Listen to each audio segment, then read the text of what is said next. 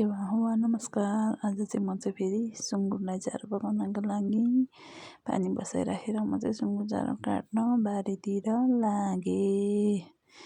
अनि जाँदै गर्दा मेरो बाटो चाहिँ नफाडेर घाँस नकाटेर बाटोको हालत चाहिँ खराब छ। हरियो घाँसै घाँस छ। आज भने म सुँगुरलाई चारो चाहिँ मकैबारीको घाँसै काटेर ल्याउने विचार गरेँ। त्यस पछाडि सुँगुरलाई चारो मकैबारीको घाँस काटेँ। त्यस पछाडि भारी पनि पुर्याएँ। भारी पुर्याएपछि फेरि बोकेर आएँ। त्यस पछाडि कुटीमा काटेँ अनि मसिनो पारेर काटेपछि यता काट्दै पनि थिएँ चारो पकाउँदै पनि थिएँ। त्यस पछाडि अनि फेरि काकाले कट ल्याउनु बोलाएर ड्रम बोकेर काकाकोतिर कट ल्याउन लागेँ। अनि काकाकोमा पनि फेरि पुगिहालेँ, नजिकै थियो त्यही भएर पुगिहालेँ।